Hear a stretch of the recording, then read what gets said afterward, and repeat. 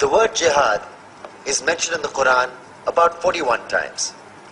The words mercy, peace, and compassion are mentioned about 355 times. Yes, come in. Come on in, Riaz. Sit down, please. Contrary to popular belief in most Western cultures, Islam is a religion that preaches peace and tolerance. Yes, Patricia. If Islam truly is a religion that preaches peace, then how come the world's most troubled spots, the West Bank, Afghanistan, Pakistan, Iraq, they're all plagued with Islamic terrorism? Well, that depends on your definition of terrorism. Some might argue that the US invasions of countries like Iraq and Afghanistan are also acts of terrorism. No, those were acts of war to get rid of despotic regimes. Or a means of getting at a country's oil. Conspiracy theories. Well, May I? Yes, please. Go ahead, Riaz.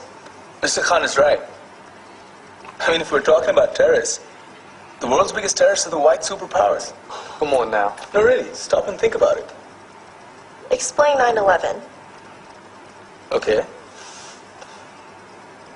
Do you know how many people died in the Twin Towers strike? Around 3,000.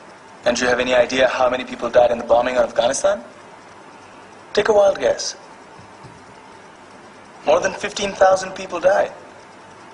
And that's just conservative figures. About 50,000 tons of explosives were dropped on innocent civilians. Men, women, children. Yeah, but that was because of the Taliban.